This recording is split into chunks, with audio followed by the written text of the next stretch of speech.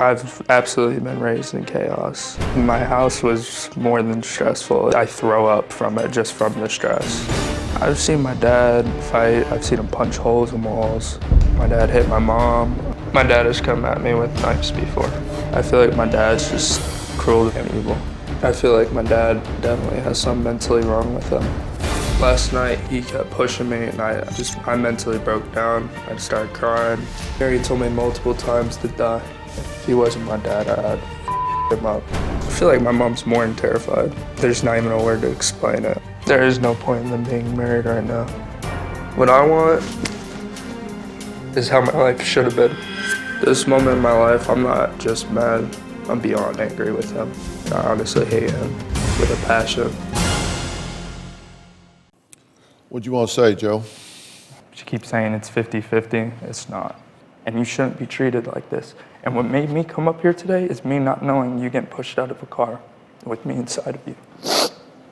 You say that your dad calls you an ass and a piece of shit and has told you multiple times to just die. Yep.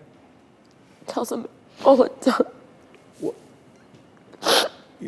Tell me, from your point of view, what do you say to yourself when you hear that? I know I'm not a piece of No, you're not. Yesterday at lunch was just wrong.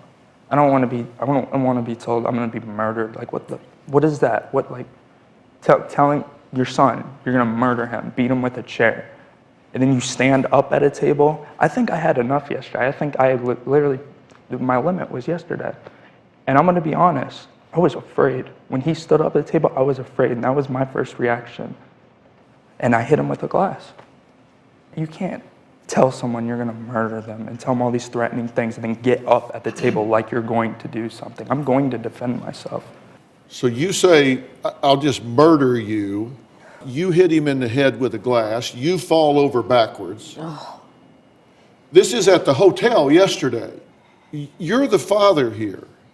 I know. Has he tried to stab you? Yes. With a knife? Yeah. He pulled out a pocket knife and tried to stab you in the head. Yep.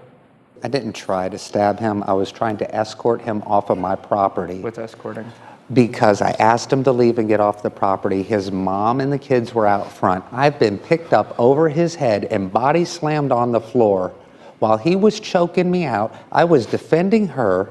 While he was choking me out, she kneeled on my chest and told me to get out of the house. I went to his room to defend her. And you thought it would be a good idea to pull a knife? When I asked him to leave my property, he's the one that ripped his shirt off and said, "Let's go, let's do this." I'm not going to fight him. I did pull out a pocket knife and asked him to leave the property. I did not try to stab him in the head. Did you pull it out to not stab him? I pulled it out to let him know I was serious enough that he needs to go now and that he's not going to put his hands on me because he'd already shoved me twice. You're not a child on the playground. You're the father here. You're the adult. You tell me what else I can do. Walk away. And leave her to fight him? She's the one that wanted him off the property. And I walk away and leave him there with her. This is where I'm torn, Dr. Phil. Try and envision this. My son, who I love with my whole heart, and then there's my husband. He's becoming him. So when he's gone, he's doing all this to me too. But I know where it comes from, so I'm not gonna turn my back on him. He wants me to turn my back on him. I'm not.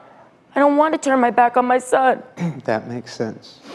I don't. You told me that he can't come home and stay with us. First thing you've said that makes sense. He's become you. Well, that's the first thing she said that made sense. Well, that's 1 for her, 0 for you.